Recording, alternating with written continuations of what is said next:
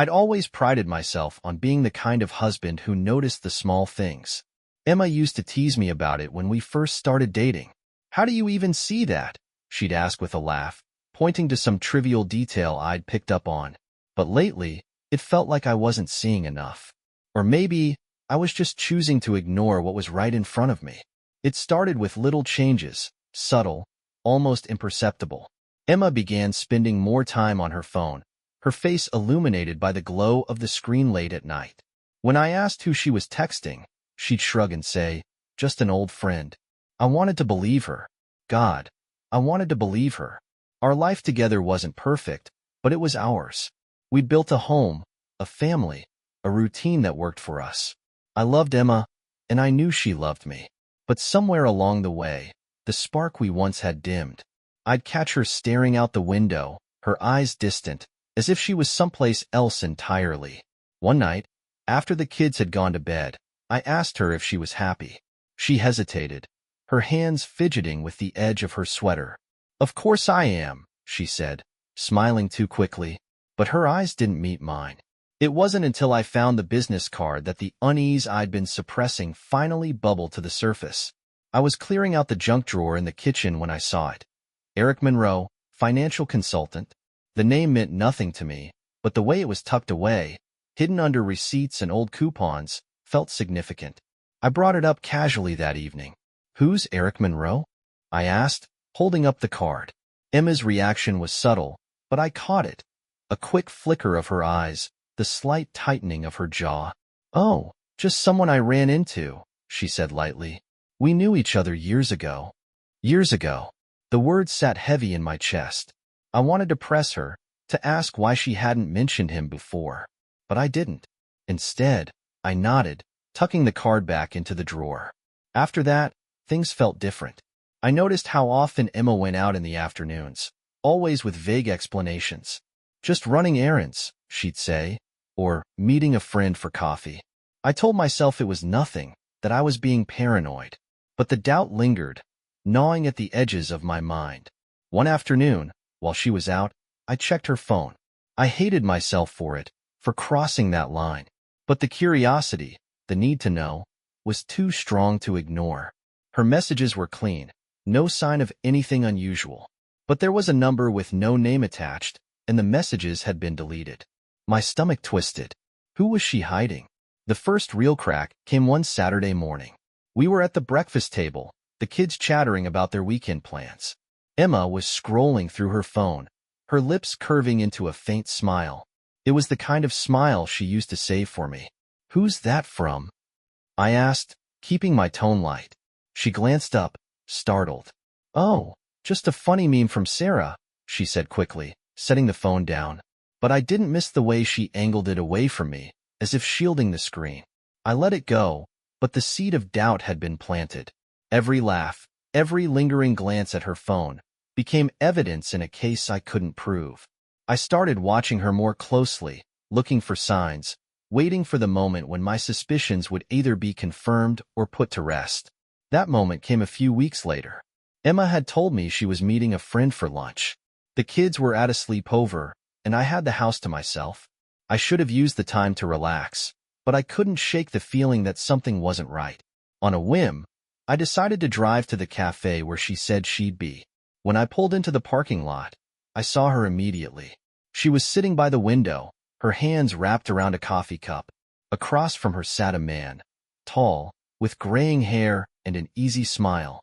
They were laughing, leaning in close, their heads almost touching. I parked the car and sat there, staring at them through the glass. My heart pounded in my chest, a sickening mix of anger and disbelief surging through me. I told myself they were just old friends catching up. But then he reached across the table, his fingers brushing hers, and I knew. I waited until she got home that evening, my mind racing with 1,000 questions. When she walked through the door, her cheeks were flushed, her smile brighter than it had been in weeks. "Hey," she said, setting her purse down. "How was your day?" "Fine," I said, my voice tighter than I intended. "How was lunch?" She hesitated, just for a moment, and in that moment, I saw everything. The guilt, the hesitation, the fear. "It was good," she said finally. Sarah's doing well. Sarah. The lie hit me like a slap, and before I could stop myself, I said, I drove by the cafe. I saw you, Emma. Her face went pale, the color draining from her cheeks. Matt, she began, but I held up a hand. Don't, I said, my voice shaking. Don't lie to me. The silence that followed was deafening. She opened her mouth to speak, but no words came out. Finally, she sank into a chair, her head in her hands. I didn't mean for this to happen, she whispered. I stared at her, my heart breaking even as my anger flared. Didn't mean for what to happen? I asked, my voice rising. You've been lying to me, Emma. Sneaking around, meeting him. How far has this gone? She looked up at me, her eyes filled with tears. I don't know, she said, her voice trembling. I'm so sorry, Matt. I didn't mean to hurt you. I didn't know what to say. The woman I loved, the mother of my children, had betrayed me, and as I stood there, staring at her, I realized I wasn't sure if I could ever forgive her. The revelation of Emma's betrayal hit me like a freight train, but what made it worse, what twisted the knife deeper, was realizing that her lover wasn't just some faceless stranger. He was Eric Monroe, a man I'd known for years. A colleague, a friend. Eric and I weren't best friends, but we'd shared more than a few drinks after work, celebrated promotions, and leaned on each other during office politics.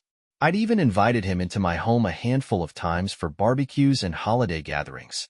He'd shaken my hand, smiled at my kids, and toasted to my marriage. The memory of his easy grin made my stomach churn. That night, after Emma's confession, I couldn't sleep. I lay on the couch in the living room, staring at the ceiling as my mind raced. Every interaction I'd ever had with Eric replayed in my head, now colored by the knowledge of his betrayal. Had he been laughing at me the whole time? Watching me, knowing he was taking what was mine?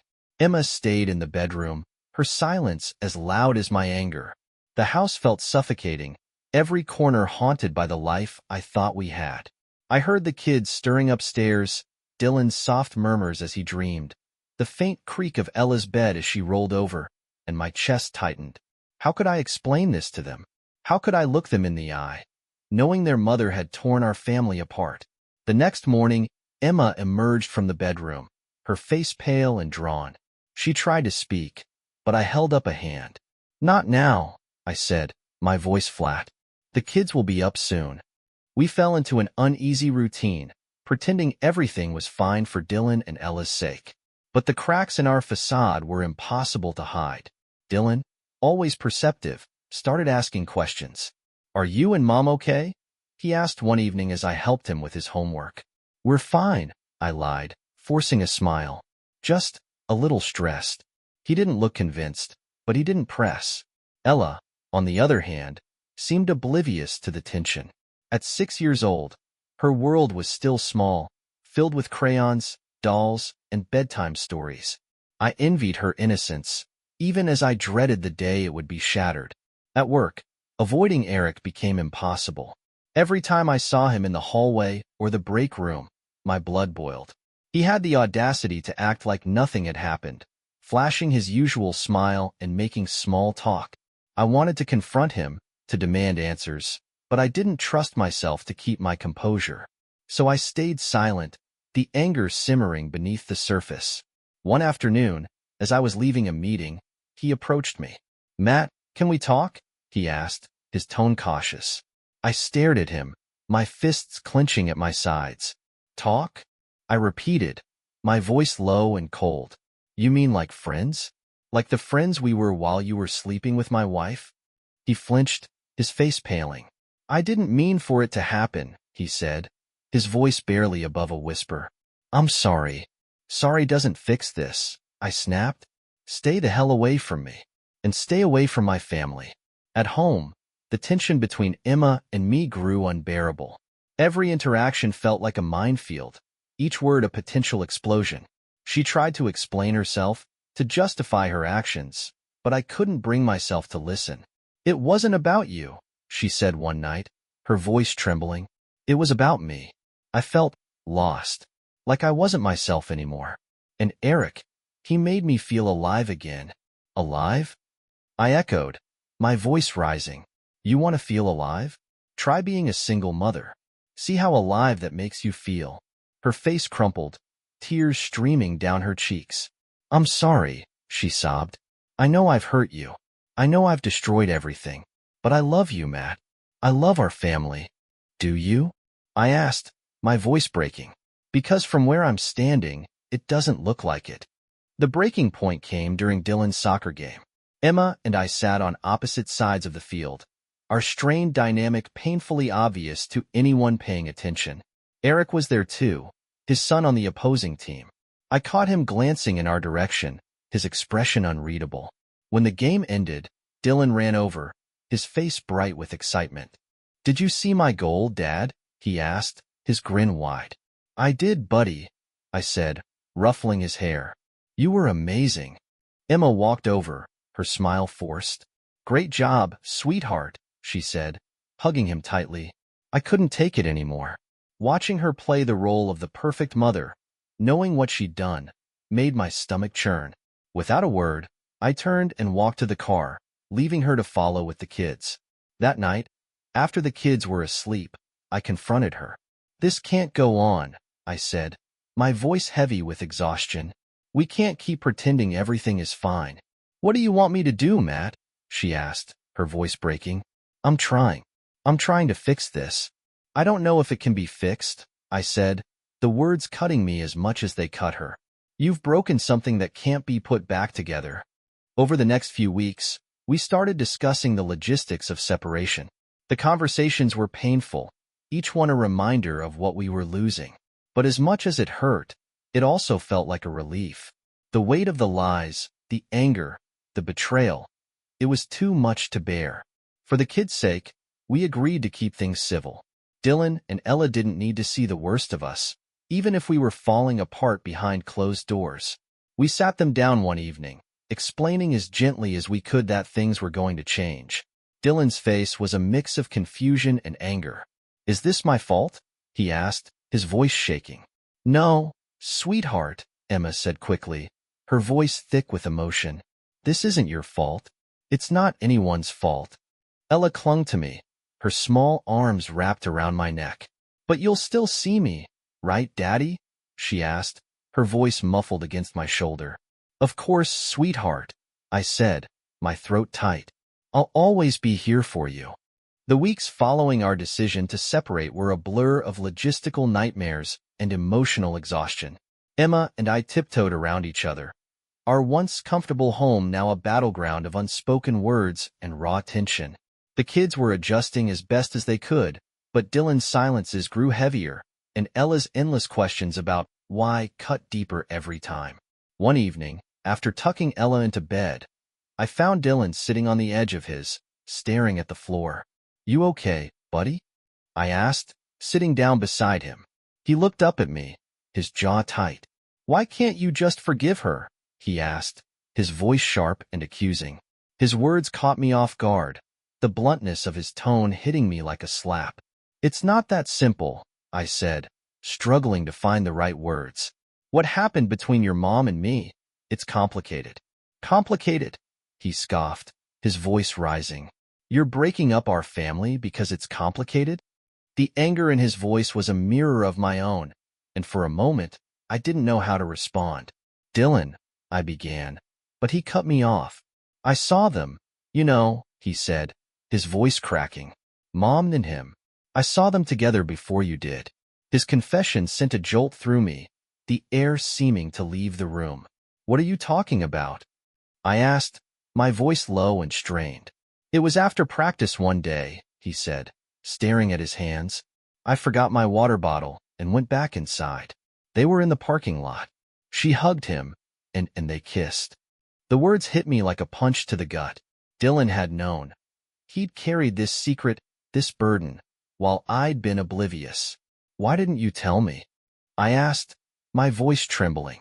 He shrugged, his shoulders slumping. I didn't know what to do. I thought maybe it wasn't what it looked like. And then you found out, and I didn't want to make things worse. I pulled him into a hug, his small frame shaking against mine. I'm so sorry, Dylan, I said, my voice thick with emotion. You shouldn't have had to carry that. The weight of Dylan's confession stayed with me long after he'd fallen asleep. As I sat alone in the living room, the pieces of the puzzle began to shift, revealing a picture I hadn't fully seen before. If Dylan had known, who else had? How deep did this betrayal go? I didn't have to wait long to find out. The unexpected twist came the following week, during a rare moment of calm. I was at work, sorting through emails, when a message from Eric's ex-wife, Marcy, landed in my inbox. We'd only met a few times at company events, but her name was unmistakable. The subject line read, "We need to talk." I hesitated, my finger hovering over the mouse. Finally, curiosity won out, and I opened the email. "Hi, Matt. I know this might seem out of the blue, but I've been debating whether or not to reach out. I heard about what's happened between you, Emma, and Eric, and I think you deserve to know the full story. There's more to this than you realize. If you're willing to talk, please call me." Her phone number was listed at the bottom, and for a moment, I just stared at the screen. What did she mean by more to this than you realize? My stomach churned as I dialed the number, my heart pounding with every ring. Marcy answered on the second ring, her voice steady but tinged with exhaustion. "Hi, Matt," she said. "Thanks for calling." "Marcy," I said, trying to keep my voice calm. "What's this about? What else do I need to know?" She sighed, the sound heavy with years of pent-up frustration. "Eric, he has a pattern," she said. "You're not the first person he's done this to. I wasn't the first either." Her words hit me like a punch. "What are you saying?" "I'm saying Eric preys on women who are vulnerable," she continued. "He finds their weaknesses, exploits them, and makes them think he's their escape. He did it to me when I was struggling with postpartum depression, and I found out later he'd done it to at least 2 other women before me. I felt like the ground was shifting beneath me. Why didn't you ever say anything?" I asked, my voice rising. "Who would have believed me?" she said bitterly. "He's charming, successful, and knows how to cover his tracks." By the time I realized what he was doing, he'd already moved on to his next project. I gripped the edge of my desk, the anger coursing through me like fire. "And Emma?" I asked. "Did you know he was involved with her?" "I suspected," she admitted. "He mentioned her name a few times, always casually, but I could tell. That's why I'm telling you this, Matt. He doesn't care about her. He doesn't care about anyone. It's all about control." When I hung up the phone, my head was spinning. Eric wasn't just some guy Emma had reconnected with. He was a predator, someone who manipulated vulnerable women for his own gain. I felt sick, the betrayal taking on a new, twisted dimension. That night, I confronted Emma. "Did you know about his history?" I asked, my voice sharp. Her eyes widened, and for the first time in weeks, I saw genuine fear on her face. "What are you talking about?" she asked. "Eric," I said, my voice cold. "Did you know he's done this before? That you're just another name on his list?" She shook her head, tears brimming in her eyes. "No," she whispered. "I didn't know. I thought it was real." "Well, it wasn't," I said, my voice breaking. "He doesn't love you, Emma. He never did." The revelation shattered whatever fragile connection we had left. Emma withdrew, her guilt and shame consuming her, while I focused on protecting Dylan and Ella from the fallout. The affair had already torn our family apart, but knowing Eric's true nature made the betrayal cut even deeper. As I lay awake that night, staring at the ceiling, I realized something. I couldn't change what had happened, but I could decide what came next. For my kids, for myself, I had to move forward, without Emma, and without the weight of the past holding me back. The days following my conversation with Marcy felt like I was wading through quicksand. Every step forward came with a pull backward, dragging me deeper into the realization of how profoundly the affair had shattered my life. Eric's manipulation added a layer of betrayal I hadn't anticipated, making it impossible to see Emma's actions in the same light. But even with that perspective, the anger and pain remained, gnawing at me like a wound that refused to heal. At first, I tried to bury myself in routines. I focused on the kids, ensuring their lives stayed as stable as possible amidst the chaos. Dylan's silences grew longer, his once easygoing demeanor replaced by a guardedness that worried me. I knew he was trying to process everything in his own way, but I couldn't shake the guilt that I'd failed him somehow. One evening, as I was helping him with his science project, I decided to ask, "How are you holding up, buddy?" I said, trying to keep my tone casual. He shrugged, not looking up from the poster he was working on. "I'm fine." I pressed gently. "You know it's okay not to be fine, right? If you ever want to talk about anything, I'm here." He paused, the marker in his hand hovering over the paper. "Why can't you and Mom just fix it?" he asked quietly, his voice trembling. The question hit me like a punch to the gut. I took a deep breath, choosing my words carefully. "It's not that simple," I said, sitting down beside him. "Sometimes, when people hurt each other, it's hard to go back to how things were." "But you love her," he said, finally looking up at me. "Don't you?" The truth was complicated. "I do," I admitted. "But love isn't always enough. What's important is that we both love you and Ella. And no matter what happens, that will never change."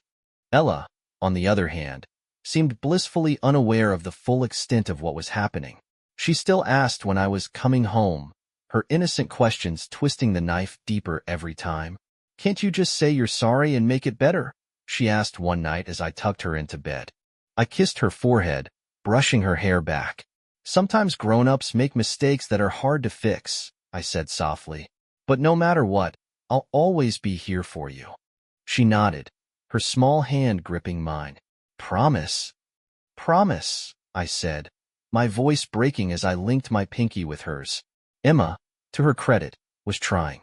She'd started therapy, stopped contacting Eric completely, and made an effort to repair the damage she'd done. She even suggested couples counseling, but I couldn't bring myself to agree. The idea of sitting across from her, rehashing the affair in front of a stranger, felt unbearable. One night, as we exchanged custody of the kids, she broached the topic again. "Matt," she said, her voice hesitant, "I know you're still angry, and I know I don't deserve a second chance, but I think we should try counseling. For the kids, if nothing else." I sighed, running a hand through my hair. "It's not about anger, Emma," I said. "It's about trust. And right now, I don't have that." Her shoulders slumped, and for a moment, I saw the woman I'd fallen in love with, the woman I thought I'd spend the rest of my life with. "I understand," she said quietly, "but if you ever change your mind, I'll be here." Despite everything, I couldn't completely shut her out. There were moments, small, fleeting moments, when the Emma I'd loved shone through. Like when she helped Ella with her school project, her laughter filling the room. Or when she stayed up late with Dylan, patiently walking him through his homework. Those glimpses of the woman I'd married were like ghosts, haunting me with what could have been. But they weren't enough to erase the betrayal. The unexpected twist came during one of our rare calm conversations. I was dropping the kids off at her house when she stopped me at the door. "Matt," she said hesitantly, "there's something I need to tell you." "What is it?" I asked, bracing myself. She took a deep breath. "I've been talking to Marcy." The admission caught me off guard. "Marcy?" I echoed. "Eric's ex-wife?" She nodded. "After you told me about what he'd done, I needed to understand, to make sense of how I let this happen." "And?" I asked, crossing my arms. "She told me everything," Emma said, her voice trembling, "about how he manipulates women who feel vulnerable, how he preys on their insecurities." I didn't know, Matt. I thought it was real. I thought." Her voice broke, and she covered her face with her hands. "I'm so sorry," she said, her words muffled. "I should have seen it. I should have been stronger. For you. For the kids." Her words hung in the air, heavy with emotion. For the first time, I saw her guilt not as an excuse but as a genuine acknowledgement of the damage she'd caused. It didn't absolve her, but it made her human. "It doesn't change what happened," I said finally, "but I appreciate you telling me." She nodded, wiping her eyes. I wanted you to know. I'm trying, Matt. I really am." As the months went by, I focused on rebuilding my life. My apartment began to feel more like home, with pictures of the kids on the walls and their laughter filling the rooms during their visits. I found solace in small routines. Early morning jogs, late-night guitar sessions, and reconnecting with friends I drifted away from over the years. One evening, as I sat on the balcony of my apartment watching the sunset, my phone buzzed with a message from Emma. I just wanted to thank you for everything, for always putting Dylan and Ella first, even when I didn't. They're lucky to have you. I stared at the message for a long time before typing a reply. They're lucky to have both of us. It wasn't forgiveness. Not yet. But it was a step towards something better. The months stretched into a year, and while the wounds Emma's betrayal had left behind hadn't healed completely, they'd begun to scab over. My life, once a fractured mess of confusion and anger, started to regain some semblance of normalcy. The kids were thriving, or at least adapting to the new reality, and my time with them became the anchor that kept me steady. But despite the progress, there were moments, quiet, still moments, when the weight of what had happened bore down on me.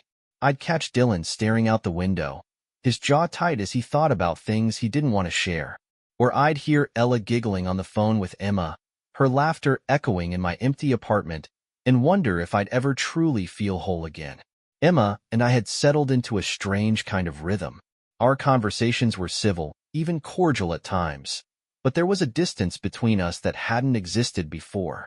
She tried to bridge the gap, occasionally suggesting we grab coffee to talk, but I always declined. I wasn't ready to sit across from her and pretend we could just talk like nothing had happened. But one evening, as I picked up the kids, she surprised me. "Matt," she said, stopping me at the door. "Can I ask you something?" I sighed, already bracing myself. "What is it?" Her eyes darted to the kids, who were in the living room watching TV. "Can we talk outside?" Reluctantly, I followed her onto the porch. The air was cool, the faint scent of rain lingering from an earlier storm. Emma leaned against the railing, her hands gripping the wood so tightly her knuckles turned white. "I've been thinking," she began, her voice hesitant, "about us, about everything that's happened." I said nothing, waiting for her to continue. "I know I've hurt you in ways I can't ever undo," she said, her voice trembling, "but I don't want this to be the end of our story. I don't expect you to forgive me overnight, or maybe ever, but I want to try. For the kids. For us." Her words hung in the air, heavy with the weight of everything unsaid. I stared at her, searching her face for some sign of ulterior motive, but all I saw was vulnerability. "You want to try?" I said finally, my voice low. "After everything?" She nodded, tears brimming in her eyes. "I know I don't deserve it, but I love you, Matt. I never stopped loving you." Her confession stirred something in me, a flicker of the love we'd once shared, buried beneath layers of anger and betrayal. But it wasn't enough to erase the past. "Love isn't enough," I said, my voice firm but not unkind. "Not this time." Her shoulders slumped, and for a moment, I thought she might argue. But instead, she nodded. "I understand," she said softly. I needed to say it." The conversation stayed with me long after I left, her words replaying in my head as I sat alone in my apartment. Part of me wanted to believe her, to hope that we could rebuild what had been broken. But the scars ran too deep, and the trust we'd once shared felt irreparably shattered. I couldn't go back, not yet, maybe not ever. Meanwhile, my relationship with the kids continued to grow stronger. Dylan, once reserved and withdrawn, started opening up more, sharing glimpses of the pain he'd been carrying. One night, as we sat on the couch watching a movie, he turned to me and said, "I'm glad you're here, Dad." His words were simple, but they meant everything. "I'll always be here," I said, ruffling his hair. "No matter what." Ella, too, seemed to find comfort in our time together. She'd taken to drawing pictures of our family, always including me in her portraits, even when she drew me in a separate house. "This is where you live," she explained one day, pointing to the tiny square she'd added next to the main house. "But you're still close." Her innocence and resilience gave me hope, even on the hardest days. The turning point came during a chance encounter with Marcy. I ran into her at the grocery store, our carts nearly colliding in the produce aisle. She looked surprised to see me, but her expression quickly softened. "Matt," she said, offering a tentative smile. "How are you?" I'm managing, I said, my tone neutral. How about you? She shrugged. Same. It's not easy, is it? No, it's not, I admitted. For a moment, we stood there in awkward silence before she spoke again. For what it's worth, she said, her voice sincere, I think you're handling this better than most people would. You've kept your kids at the center of everything, and that says a lot about who you are. Her words caught me off guard, and I felt a lump rise in my throat. Thanks, I said, my voice thick. That means a lot. The encounter with Marcy stayed with me, her kindness reminding me that even in the darkest times, there were still moments of light. It wasn't about erasing the past or pretending it hadn't happened. It was about finding a way to move forward, one step at a time. As the days turned into weeks, I started to feel something I hadn't felt in a long time. Peace. It wasn't the all-encompassing happiness I'd once known, but it was enough. Enough to remind me that life, even after betrayal, could still hold moments of beauty and joy. One evening, as I watched the sunset from my balcony, I thought about Emma's words on the porch, about her desire to try again. And for the first time, I considered the possibility, not of forgiveness, but of letting go. Not for her, but for me. Because maybe, just maybe, it was time to stop holding on to the pain and start living again. 2 years had passed since the night everything fell apart. In that time, my life had taken on a new shape, different from what I'd imagined, but steady in its own way. The apartment that once felt like a temporary refuge had become a home, its walls filled with the laughter and chaos of Dylan and Ella during their visits. Their drawings lined the fridge, and their shoes cluttered the entryway, reminders that my role as their father remained the one constant in an ever-changing world. Emma and I had found an equilibrium. Our conversations were no longer strained with the weight of unspoken words, and though we would never return to what we'd once had, we'd built a working partnership for the kids. There were even moments of warmth between us, a shared smile during one of Ella's school plays or a quick laugh at one of Dylan's sarcastic remarks. But those moments, fleeting as they were, only underscored the fact that our love had been irreparably changed. One afternoon, as I sat on the bleachers watching Dylan's soccer game, I caught sight of Emma arriving with Ella in tow. She waved to me, her smile faint but genuine, and I nodded in return. It was a small gesture, but it carried the weight of everything we'd endured and everything we'd chosen to move beyond. As the game ended, Dylan ran toward us, his face flushed with excitement. "Did you see my assist, Dad?" he asked, his eyes shining. "I saw it, buddy," I said, ruffling his hair. "You were amazing out there." He beamed, and Ella chimed in, tugging at my hand. "Can we get ice cream? Please." Emma laughed softly, stepping closer. "Why don't we all go?" she suggested, her tone tentative. I hesitated for a moment before nodding. "Yeah, let's do that." The 4 of us piled into separate cars, meeting at a small ice cream shop near the park. It wasn't much, just a simple outing, but it felt like a glimpse of something I hadn't thought possible. A new kind of family. Not the one we'd planned, but one that worked in its own imperfect way. Later that evening, after dropping the kids off at Emma's house, I lingered on the porch for a moment. "Thanks for today," I said, my voice quiet. "The kids had a good time." She smiled, her eyes soft. So did I. We stood there in silence, the weight of our shared history hanging between us. But this time, it didn't feel heavy. It felt lighter, like something we could both carry without being crushed by it. "Good night, Emma," I said finally, stepping back toward my car. "Good night, Matt," she replied, watching as I walked away. As I drove home, the streetlights casting long shadows on the road ahead, I realized something. I wasn't angry anymore. The bitterness that had once consumed me had been replaced by something quieter, something softer. Forgiveness? Maybe. Or maybe just the acceptance that life moves on, whether you're ready for it or not. Back at my apartment, I poured myself a glass of wine and sat on the balcony, watching the city lights twinkle in the distance. For the first time in years, I felt at peace. Not because everything was perfect, but because I'd learned to find beauty in the imperfections. I didn't know what the future held. Maybe I'd find love again, or maybe I wouldn't. But either way, I knew I'd be okay. Because in the end, the most important thing wasn't holding on to the past.